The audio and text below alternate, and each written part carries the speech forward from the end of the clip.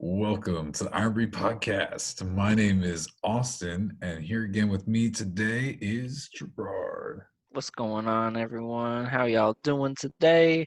One of these days, I'll be able to hear your lovely voices back. Yeah, one of these days we'll have to do like a lot of podcasts. I don't really know how that'll go, but it would be. I'm sure we could do that on like Instagram Live or something. Definitely. That'll be something we'll bring to y'all. And again, before we get into this, shoot us any ideas you have for content, stuff you want to hear us talk about, topics of discussion. Me and Austin are always thinking and coming up with new ones. So drop us something on Instagram, and definitely we'd love to cover those for you. Absolutely, and that's why today we're going to talk about why more is not always better, and it's not what you think, or is it? No, it is. Dun, dun, dun, dun, dun. There's something where more is most certainly a good thing. Like I This don't is there's necessarily a bad thing about having more money. Um, that's never a bad thing. More dollars Yeah, is a good one. I there's mean, definitely some like you use your imagination, people. We don't need to say it. or do we need to- Yeah, that would good. But in this instance, we're really talking about this idea. Okay, if I take more supplements, if I train more, if I do more cardio, if I do more, it's gonna be better for me. It's gonna be more beneficial for me. And I think it's something me and Austin had to like learn the hard way, really just through trial and error, that more in these areas is not always better. You think, all right, I need to be in the weight room training 6 days a week. And after a 4 week period, you find out your numbers are just kind of stalling, your grip strength is dying, and you just feel tired and are hurting all the time. Well, hey, you might need some recovery. And you might need to take a couple of days off. You might need to you chill a little bit on that. More, you can't always have your foot on the pedal, gas blazing, going all the way. the biggest misconception that a lot of people make when it comes to the gym is that they are indestructible and that they can go forever. And you see, I used to do this all the time. I would go to the gym literally 6, 7 days. Sometimes it was like, I'm just bored. I don't know what the hell to do. Now, granted, I wouldn't do that as a power lifter. When you're a power lifter, it's a little different. However, when I started powerlifting, I thought, yeah, I can squat twice a week. I can bench twice a week and I can like deadlift once a week. And I was like, yeah, that's a lot. But like, it caught up real quick, and I'm sure I probably could have programmed it better because naturally, if you're programming your own stuff, you think, oh yeah, I can lift all that, I can do all this crazy amounts of volume, I don't need to rest that much. Like recovery, who needs that? It's just about going to the gym and kill shit, love it, kill it. 5%. Five. Uh, we miss you, Rich Piano. Yeah, but no, it's so true. Like I had the same thing. It's funny. I always know just when I program for myself, I always end up thinking I can do a whole lot more. And usually that first week of a program I write, I realize, oh wow, I really bit off more than I chew. Like, I really shouldn't have put all of these weighted pull-ups right after I just got done with rack pulls, and then Wow, did I really do that? Like, I am not indestructible? No way. You don't say. And that's just one of those things where it's like you just don't really think about it, and then it gets, it just kind of catches up to you. So it's one of those things where actually rest and recovery is super freaking important. And this is, I'm sure if you remember my nutrition podcast a little bit ago, I told you that my whole philosophy on training changed when I was injured and could barely do shit and was just eating really good. And it was like, obviously, my recovery is great because I wasn't able to like push too hard because I was like trying to not break my back. And so it was one of those things where it's like I actually made more progress and came back way stronger because I was actually letting my body have a chance to recover. And that's one of those things where that is so understated that and it extends outside of like training. So like you're not He-Man and you're not going to train every single day And if you are training every single day, then you really need to seriously evaluate your training program and your recovery methods. Now, unless you're recovering like a champ and you're eating all the protein, you're sleeping 10 hours a day, you're drinking all the water, you're drinking all your aminos, you might got some extracurriculars going on in there. You know, if your recovery is like that amazing and you can literally train every day with that type of intensity, okay, bet. But if you're not, which you're probably not, then you should probably really consider taking a day or two off to really let your body recover. Yeah, that's the truth. If you're working like a full-time 9 to 5, or even like a full-time student, just something that's taking up a big period of your day, or even that's just causing stress on a level, and kind of not allowing your body to be in a state where you're really in an optimal place to recover. And, it also made a great point, like unless you're able to do all those things. I remember hearing about the Bulgarian weightlifting team, and they would train in the morning, have a massive meal, sleep for half the day, go train, eat, train again, and then have like a full 8, 9 hours. Their life was built around training, and they had that much more recovery implemented into the middle of the day. You might not be able to do that. You might not be able to get that in and, fit your life around a schedule like that. And so you have to understand that you might not need more training. There's definitely ways you could be a little more active, burn more calories, but also know that your body is going to need that recovery, especially from, lifting heavy amounts of loads. Absolutely. And I mean, this even goes on the opposite end of the spectrum with something like cardio. Cardio, on the flip side, just because some is good doesn't necessarily mean that you need more. And you're probably like, whoa, whoa, whoa, whoa, whoa. I'm just trying to get lean over here. Right. But cardio within itself, depending on the type of cardio you're doing, can actually be a little destructive too for your goals as well. Like especially if we're talking like straight running, if you're running is a very like, it's good. It is good. Don't get me wrong. But too much running can cause some serious like cortisol reactions. And that's, it's almost always when you go to the gym and you see the same people on the treadmill doing the same stuff, they're always running, doing that medium intensity, like long distance running stuff. And they're the ones that always look the same. I mean, it's true.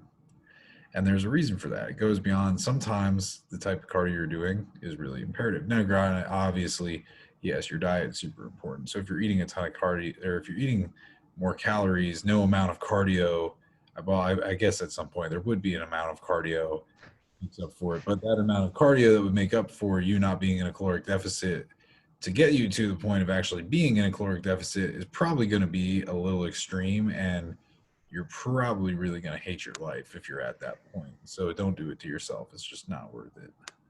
That's always what I've found and seen with a lot of clients as well. Is they will go out and they like to run. They enjoy running, and I can understand that from getting back into running.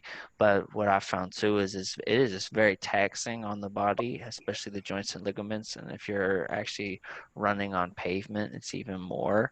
Um, but then also it's pretty exhausting as far as like afterwards you feel like you've burnt a lot of energy, but realistically on a caloric base you don't use that many calories going on like a medium intensity run, but it feels quite exhausting. It feels like you earned 3 beers and a cheeseburger, but your calories say quite the opposite.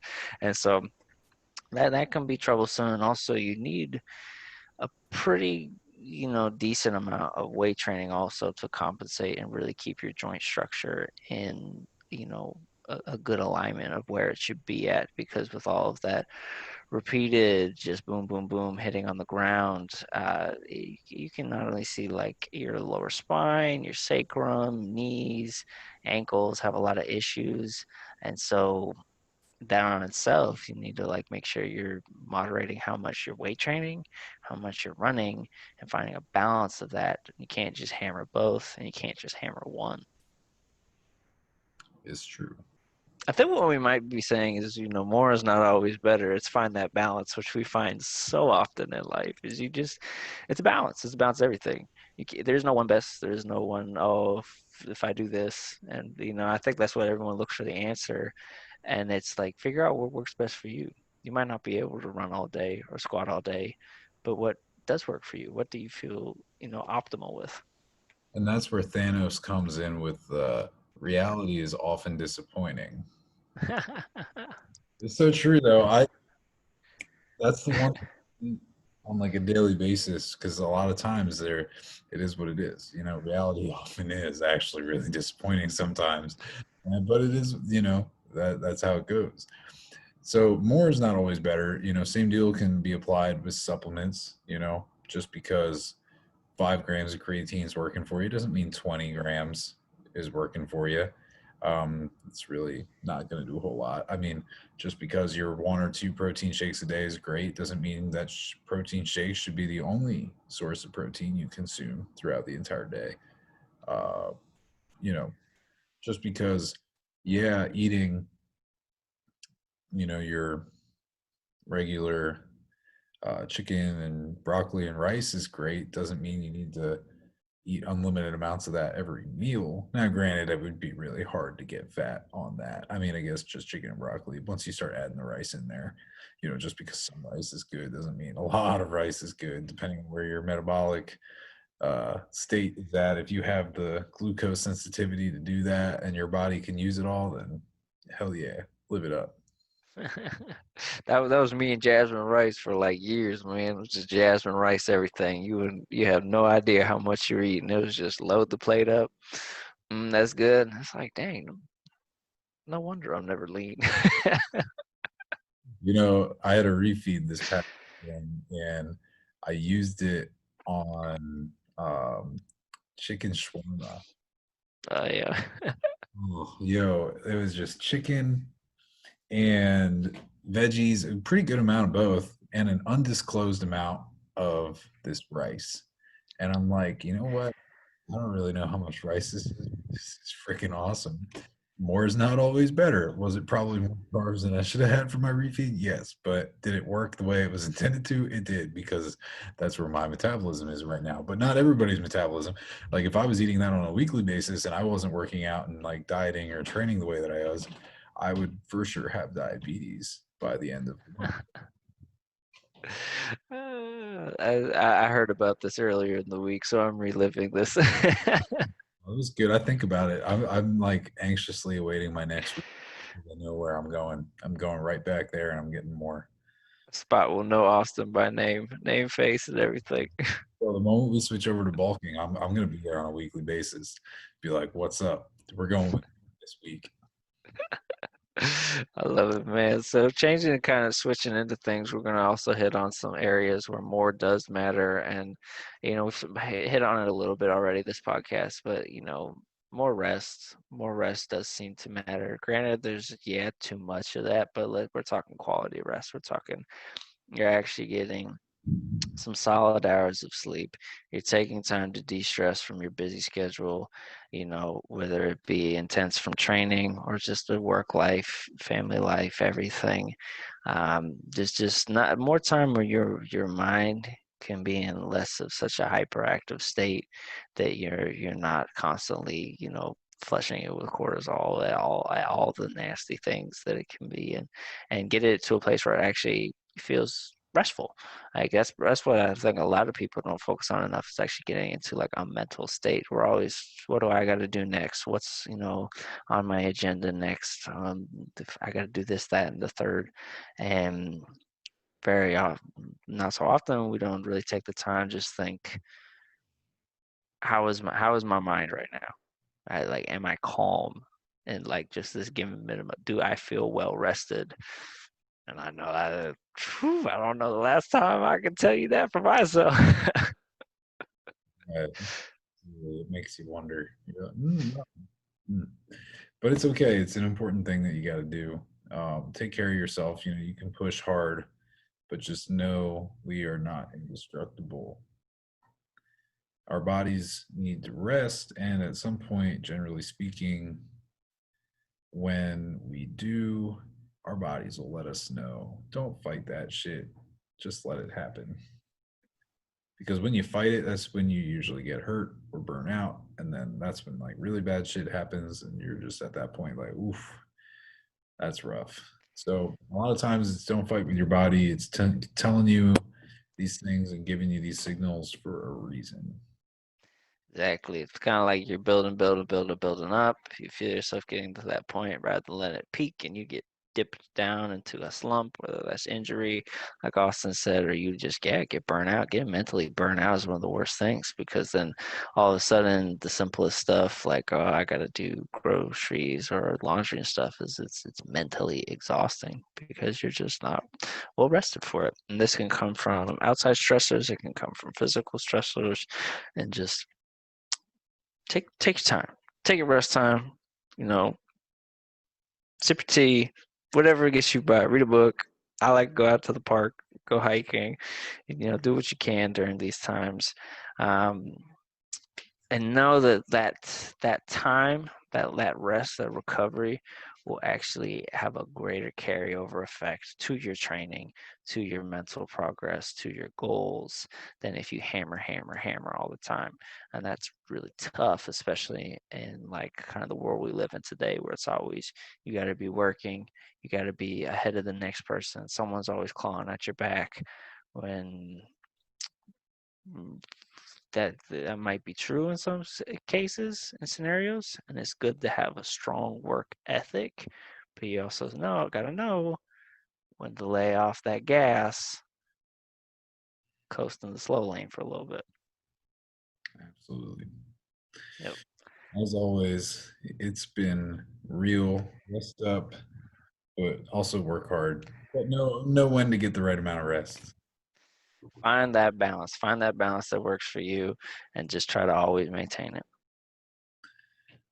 That sounds like a plan. I know I'm still trying to find mine, but when I find it, Yeah, me too. I'll let you know. I'll let you know. So Yeah. it's been real. We'll talk to y'all soon. Have a good one. Thanks for listening to the Iron Breed podcast.